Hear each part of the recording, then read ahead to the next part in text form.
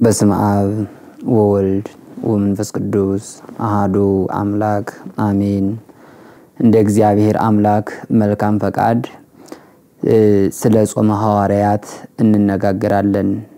ስለ ጾመ ሐዋርያት የምንነጋገርበት የትምህርታችን ርዕስ ይክሉ ደቂቁ ለመርአዊ ጸዊመ ወላህቦ አምጣነ መርአዊ ሃሎ ምስሊሆሙ ወባቱ ይመጽ መዋዕል አመት ነሳ መርአዊ እምኒሆሙ ወአሚሃ ይጸውሙ።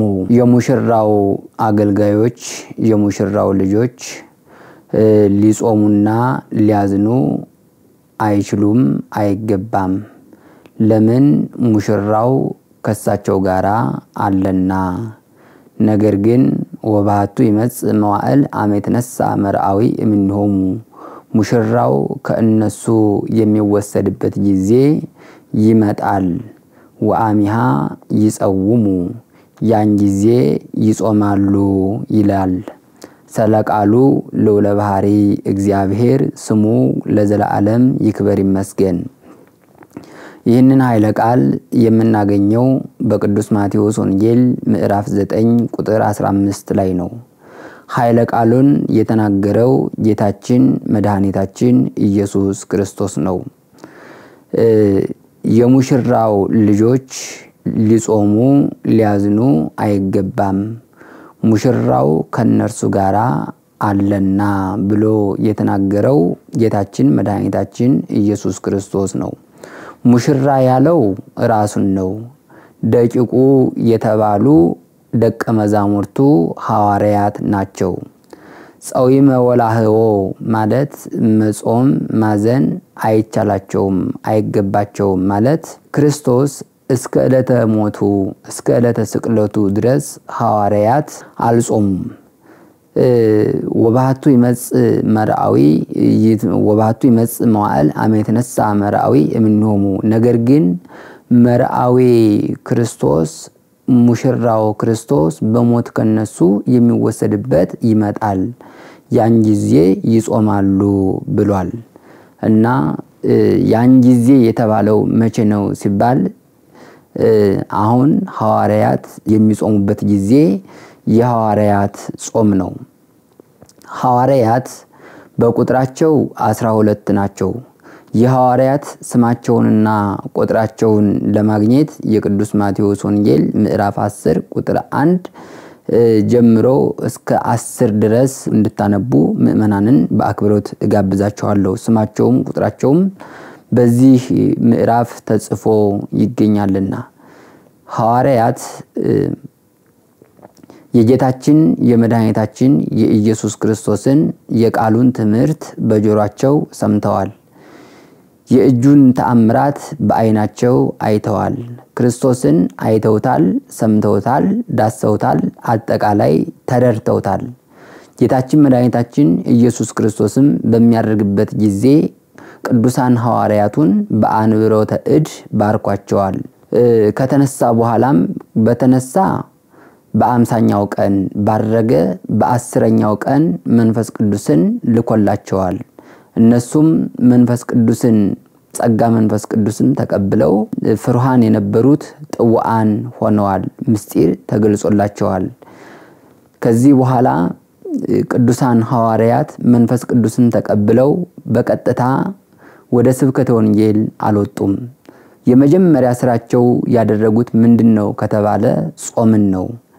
ጾም የትሩፋት ሁሉ መጀመሪያ ነውና ታላቁ መጽሐፋችን ፍትሐ ነገሥት እንዲህ ይላል። ወበከመ ጾመ ሙሴ 40 መዓልተ ወ40 ሌሊተ እንቅድመ ይንግሮሙ ለሕዝብ ሕገ ኦሪት ዘተመጠወ እግዚአብሔር ሙሴ ከእግዚአብሔር የተቀበለውን ሕገ ኦሪት ለሕዝቡ ከማስተማሩ ከመንገሩ አስቀድሞ 40 መዓልትና 40 ሌሊት እንደጾመ ቅዱሳን ሐዋርያትም አሕዛብን ሁሉ ወንጌልን ከማስተማራቸው አስቀድሞ ጾሙ ይላል። ጾማቸውን ከፈጸሙ በኋላ ነው ስብከታቸውን የጀመሩት። ስለዚህ የትሩፋት ሁሉ መጀመሪያ ምንድነው ከተባለ ጾም ነው ማለት ነው።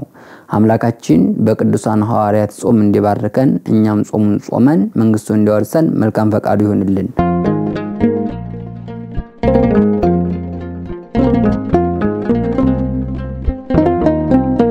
የሆድ እረፍት ለስጋ ወይም ደግሞ ለክፋት ምክንያት መነሻ እንደሆነ ሁሉ ጾምም የትሩፋት መጀመሪያ ነው። ቅዱሳን ሐዋርያት ይህንን ጾም ከጾሙ በኋላ ለስብከተ ወንጌል ዓለምን ለማስተማር ወጡ። ይህን ጊዜ በህይወታቸው የዓለምን አልጫነት አጠፈጡ። በስብከታቸው ጨለማ የነበረውን ዓለም አበሩ። ከዚህ የተነሳ ቅዱሳን አባቶቻችን ሐዋርያት እጅግ ክርስቶስ የዓለም ብርሃኑ ናቸው ያላቸው፣ የዓለም ጫው የዓለም ማጣፋጫው እናንተ ናቸው ያላቸው ስለሆኑ አባቶቻችን ከነሱ ቀጥሎ የተነሱ ሐዋርያት ሞተው እንኳን በህይወተ ስጋ ብቻ ሳሉ ሳይሆን ሞተውም እንኳን እጅ ነሷቸው ነበረ። ታላቁ ሊቅ ቅዱስ አትናቴዎስ ከመቃብረ ጴጥሮስና ከመቃብረ ጳውሎስ እየሄደ ሰላም ለክሙ ሐዋርያቲሁ ለክርስቶስ፣ የክርስቶስ ሐዋርያት የክርስቶስ ደቀ መዛሙርት ሰላም ለእናንተ ይሁን እያለ እጅ ነሳቸው ነበረ። ልክ እሱ ሰላም ለእናንተ ይሁን እያለ እጅ ሲነሳቸው ከመቃብሩ ለከሂ ይበሉከ ሐዋርያ አንተንም ሐዋርያ ይበሉ የሚል ድምጽ ይሰማ ነበረ እና ሐዋርያት ሞተውም እጅ የሚነሷቸው ናቸው። የሐዋርያት በረከታቸው ይደርብን። ስለዚህ የትሩፋታቸው መጀመሪያ የስብከታቸው መጀመሪያ ምንድነው ያደረጉት ከተባለ ጾምን ነው።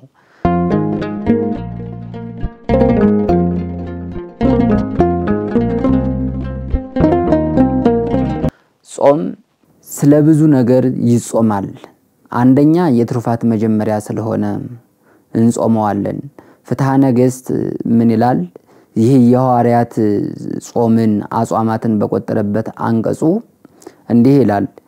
ጾመ አብይ ጾምን ከቆጠረ በኋላ ወአሃዱ ጾመ ሐዋርያት ዘይከውን እምድኅረ በዓለ 50 አንዱ ከሰባቱ አጽዋማት አንዱ የሐዋርያት ጾም ነው። እሱም ከበዓለ 50 በኋላ ይገባል ወይም ደግሞ ከበዓለ 50 በኋላ ይጾማል። ወፋሲካሁ አመሐሙሱ ለሐምሌ በዓለ ጴጥሮስ ወጳውሎስ ፋሲካውም የሐዋርያት ጾም ፋሲካው የቅዱስ ጴጥሮስና የቅዱስ ጳውሎስ በዓል በሚውልበት ሐምሌ 5 ቀን ነው ይላል። ስለዚህ አባቶቻችን ሐዋርያት ለስብከተ ወንጌል ሲወጡ የጾሙትን ጾም እኛ የሐዋርያት ልጆች የሐዋርያት ተከታዮች ይሆን ህዝበ ክርስቲያን በሙሉ የአባቶቻችን የሐዋርያትን ጾም እንጾመዋለን። ቅዱሳን ሰለስቱ ምዕትም በህጋቸው ወይም ደግሞ ጸሎተ ሃይማኖትን ባረቀቁ ጊዜ ፍትሐ ነገሥት የሚባለውን መጽሐፍ ሲጽፉ ከሰባቱ አጽዋማት አንዱ የሐዋርያት ጾም ነው ብለው ቆጥረው አስረክበውናል። ስለዚህ ክርስቲያን የሆነ ሰው ሁሉ የሐዋርያትን ጾም መጾም ይገባዋል። ለምን ከተባለ የሐዋርያትን ጾም ጾሞ ሐዋርያት የሚያገኙትን በረከት ያገኛል። የሐዋርያትን ጾም ጾሞ ከሐዋርያት ቅድስና ይካፈላል። ስለዚህ ሐዋርያት ያገኙትን በረከት ለማግኘት እኛ ክርስቲያኖች የሐዋርያትን ጾም መጾም በጣም ይገባናል ማለት ነው።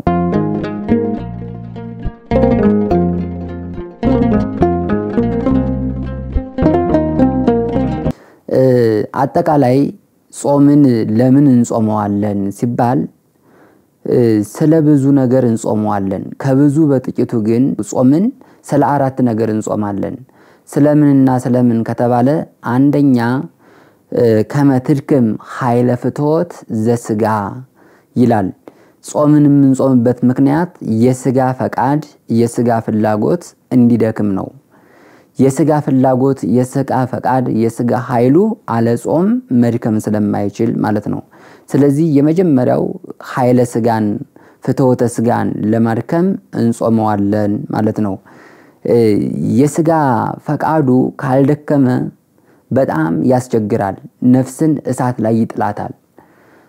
ከአበው አንዱ እንዲህ ይላል ምንተ ረስዮ ለዝንቱ እንስሳዬ ዘዲቢሁ ጽያን ወውእቱ ስጋዬ እመረከበ ብዙሃ መብልዓ ይቀንጽ ከመፈረስ ወይ ገድፈኒ ለጸሬ ይህንን እንስሳ ስጋዬን ይሄውም ስጋዬ ይህንን እንስሳዬ ምን ላድርገው እንስሳዬ ያለው ግን ስጋውን ነው ይሄውም ስጋዬ ነው ምን ላድርገው ለምን ከተባለ ብዙ መብል ካገኘ እንደ ፈረስ ይዘላል ወይ ገድፈኒ ለጸሬ እንደ ፈረስ ዘሎም ለጠላቴ ለዲያብሎስ ይጥለኛል ይላል አንድ በጥራጥሬ የጠገበ ፈረስ ባለቤቱን ዘሎ እንደሚጥለው ስጋም በተለያየ መብልና መጠጥ ሲዘግብ ነፍስን ለጠላቷ ለዲያብሎስ ይጥላታል ራሱም ለጠላቱ ለዲያብሎስ ይወርቃል ስለዚህ የመጀመሪያው ስጋ እንዲደክም ፈቃደ ስጋ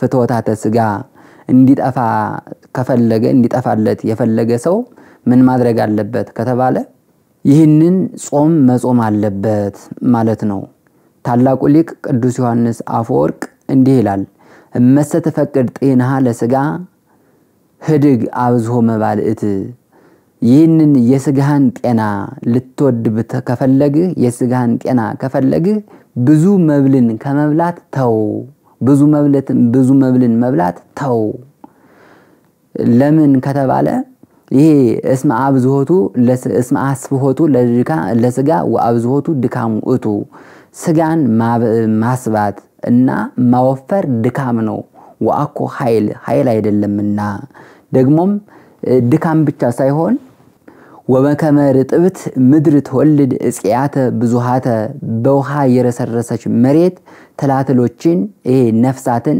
ወቦችን እንደምትፈለፍል ሁሉ በመብልና በመጠጥም የረሰረሰ ሰውነት ኃጢያትን ይወልዳል በትክክል የምታፈራው መሬት አንድ ጊዜ ከዝናቡ አንድ ጊዜ ከፀሐዩ የምታገኝ እንደሆነች ሁሉ በትክክል ፍሬ ትሩፋትን የሚሰራ ሰውነትም እየጾመ የሚበላ እንጂ እንደው ሁሉ ጊዜ የሚበላ ሰው ሁሉ ጊዜ ውሃ የምታበዛም ወይም የበዛባት መሬት መልካም ፍሬ እንደማትሰጥ ሁሉ ጊዜ የሚበላ ሰው መልካም ነገርን አያስገኝም ማለት ነው መልካም ፍሬ ትሩፋትን ለማፍራት የፈለገ ሰው ምን ማድረግ አለበት ከተባለ የመጀመሪያ ኃይለ ፍትወትን ለማድከም መጾም አለበት ማለት ነው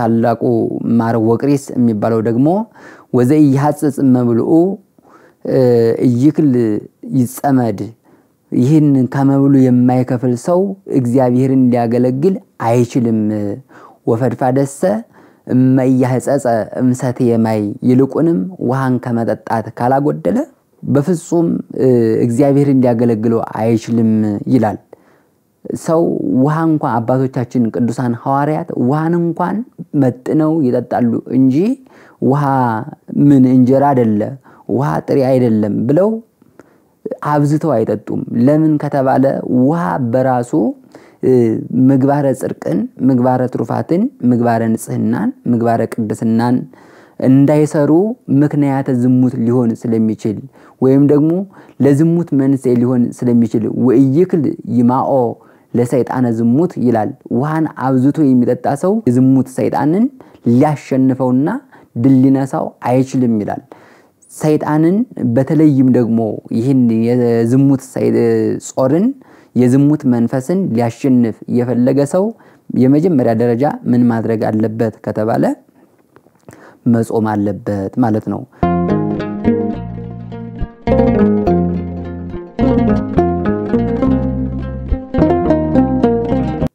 ፋሲካ ያለው ጾም አለ ፋሲካ የሌለው ጾም አለ ፋሲካ ያለው ጾም ምንድነው ፋሲካ የሌለው ጾም ማን ነው ምንድነው ከተባለ ፋሲካ ያለው ጾም ከውጪ ወደ ውስጥ እንዳይገባ የምንጾመው ጾም ነው ፋሲካ የሌለው ጾም ከውስጥ ወደ ውጪ እንዳይወጣ የምንጾመው ጾም ነው ከውጪ ወደ ውስጥ እንዳይገባ ለምንጾመው ጾም ከውጪ ወደ ውስጥ እንዳይገባ ለምንጾመው ጾም ፋሲካ አለው ለምሳሌ የሐዋርያት ጾም ፋሲካ አለው ይሄው ምንድነው ከተባለ አሁን ከበዓል 50 ማግስት የበዓል 50 ማግስት ጀመር ፋሲካው መቼ ነው ሲባል ሐምሌ 5 ቀን ይፈሰካል። ይሄ ከውጪ ወደ ውስጥ እንዳይገባ ለሚጾመው ጾም ነው። ይሄ ከውጪ ወደ ውስጥ እንዳይገባ የሚጾመው ጾም ምንድነው? ከእህሉ ከመጠጡ እህል እስከ 9 ሰዓት ድረስ ጾመን ከ9 ሰዓት በኋላ እንበላለን። ይሄ ጥሉላት መብሎች የሚባሉትን ግን በወራት እንጾማቸዋለን፣ በቀናት እንጾማቸዋለን፣ በወራት እንጾማቸዋለን። ይሄ ማለት አንድ ጾም የበዓለ የሐዋርያትን ጾም ለወር ልንጾመው እንችላለን። ፋሲካን በወራት እንጾመዋለን። ስለዚህ ፋሲካ አለው። ከውስጥ ወደ ውጭ እንዳይወጣ ለሚጾመው ጾም ግን ፋሲካ የለውም።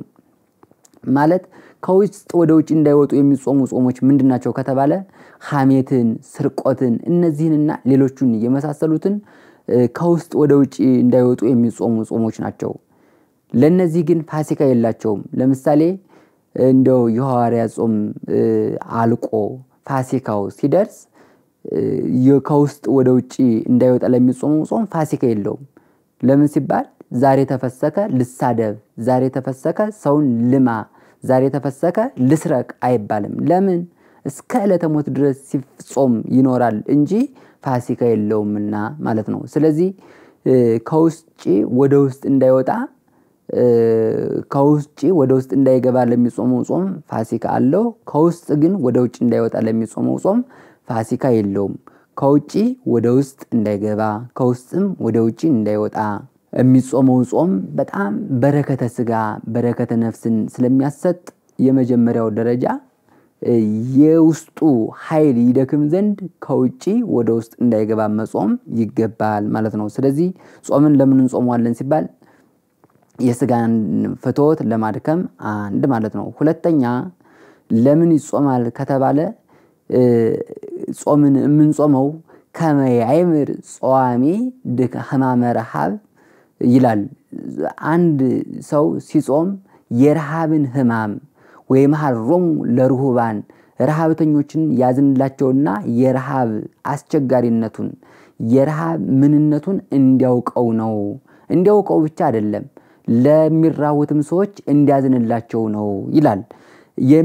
ለሚራውት ረሃቡን ካወቀው የረሃብን አስቸጋሪነት ካወቀው ለሚራውት ያዝናል። ለሚራውት ካዘነ ካለው ይሰጣል፣ ካለው ከሰጠ ይጸድቃል። ስለዚህ ይህም የጽድቁ ምክንያት ነው እና የሚራውትን ሰዎች ረሃብ ለመረዳት ለማዘንም ለአዝኖም ለነሱ ለመስጣት ሁለተኛ እንጾመዋለን ማለት ነው።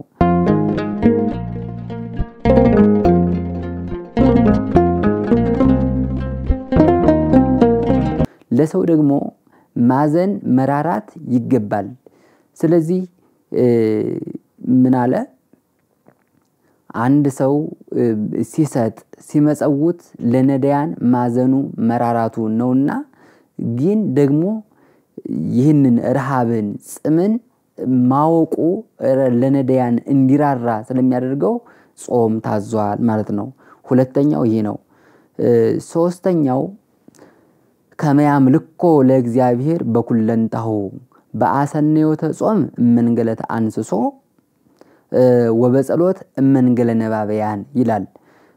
ሶስተኛው ምን ጾመው ጾምን ለምንድነው ከተባለ በሁለንተናችን በስጋችንም በነፍሳችንም እግዚአብሔርን ለማገልገል እግዚአብሔርን ለማመስገን ነው።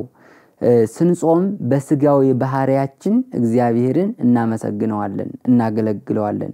ስንጸልይ ደግሞ በነፍሳዊት ነፍሳችን በነፍሳዊ ባህሪያችን እግዚአብሔርን እናመሰግነዋለን እናገለግለዋለን። ስለዚህ እግዚአብሔር ደግሞ የስጋም የነፍስም ፈጣሪ ስለሆነ በስጋችንም በነፍሳችንም ምን ልንለው ይገባል ልናመሰግነው ይገባል ማለት ነው። ነፍስ መላእክትን የምትመስል ናት። በነፍሳችን በኩል በጸሎት በምስጋና እግዚአብሔርን እናመሰግነዋለን። ስጋ በመብላት በመጠጣት እንስሳትን ይመስላል። በስጋችን በኩል ደግሞ በመጾማችን እግዚአብሔርን እናመሰግነዋለን ማለት እንደውም ጾም ምን ይሉታል አባቶቻችን ጾምሰ ጸባይተ ስጋ ውእቱ በከመ ምጽዋት ጸባይተ ነዋይ ይእቲ። ጾም ስጋን መገበር ነው የስጋ ግብር ነው ይላሉ። ለምን ከተባለ ምጽዋት የገንዘብ ግብር እንደሆነች ጾም ደግሞ የስጋ ግብር ነው። ስጋ ፈጣሪ አለው እሱም እግዚአብሔር ነው። ነፍስ ፈጣሪ አላት እሱም እግዚአብሔር ነው። የስጋም የነፍስም ፈጣሪ እግዚአብሔር ስለሆነ ስለዚህ ፍጡር ከሆነ ደግሞ ለፈጣሪው ግብር መገበር አለበት። የሚገብረው ስጋ ምንድነው ከተባለ ጾምን ነው የሚገብረው። ለምን ጾምሰ ጸባይተ ስጋ ውእቱ ጾም የስጋ ግብር ነው ብለው አባቶቻችን አስተምረውናልና ማለት ነው።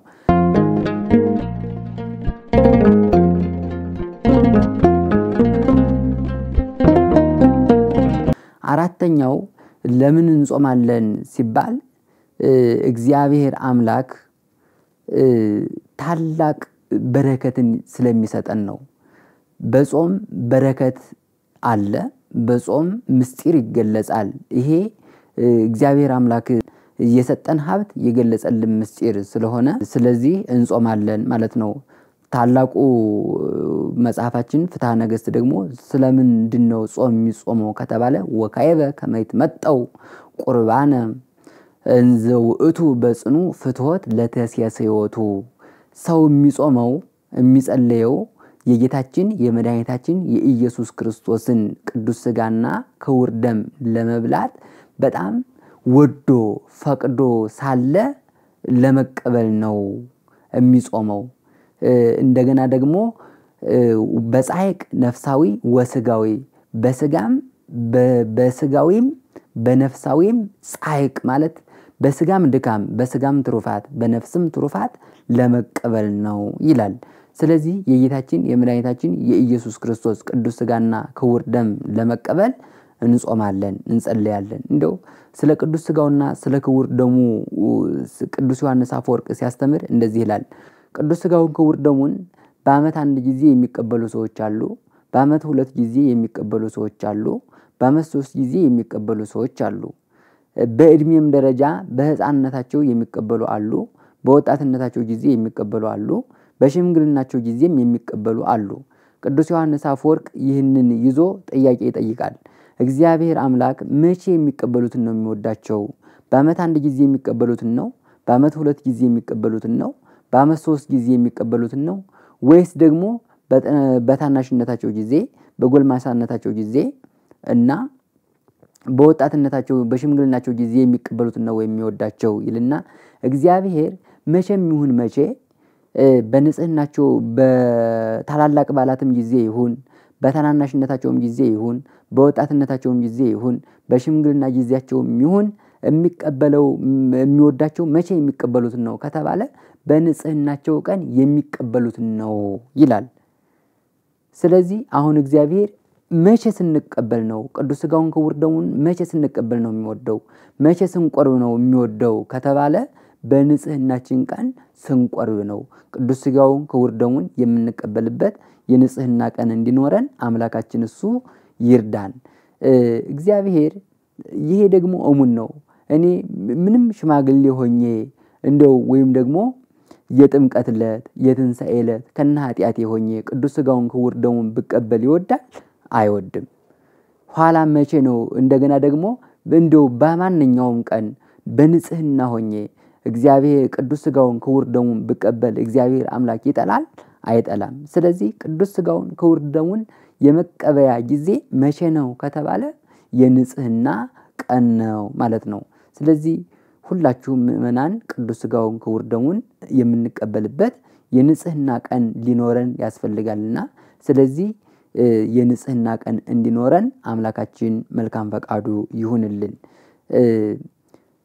ሌላ ማስተላለፍላችሁ መልእክት ኃጢአት አባቶቻችን ምን ይሉታል? ኃጢአትን ነቀዝ ነው ይሉታል። የእንጨት ነቀዝ እንጨትን የእህል ነቀዝ እህልን እንደሚያበላሽ ሁሉ ኃጢአትም ሰውን በቀስቀስ ያበላሸዋል ይላል። ስለዚህ እንዳንበላሽ በኃጢአት እንዳንወርቅ ኃጢአትን እንደ እናታችን ጡት መተው ያስፈልጋል ማለት ነው። ሌላው ደግሞ አንዱ ሊቅ ምን ይላል? እንደው ይህን ኃጢአት ከመስራት የእግዚአብሔርን አምላክ ሕግ ከማፍረስ እሬት መብላት ይሻላል። እሬት ቢበሉ ለጊዜው ይመራል፣ ነገር ግን በውሃ ይሟሻል፣ በስኳር ይሟሻል፣ በእንጀራ ይሟሻል። የእግዚአብሔርን አምላክ ሕግና ትእዛዛት ያፈረሰ ግን ለዘላለም በገሃነም እየመረረው ይኖራል ይላል። ስለዚህ ለዘላለም በገሃነም እየመረረን እንዳንኖር ሕግና ሥርዓቱን ጠብቀን እንድንኖር አምላካችን እሱ ይርዳን። የሐዋርያትን ጾመን ጸሎት ጸልየን አምላካችን መንግስቱን እንደወርሰን መልካም ፈቃዱ ይሁንልን። የመከረን ያስተማረን እግዚአብሔር አምላክ ስሙ ለዘላለም ይክበር ይመስገን። ይቆየን።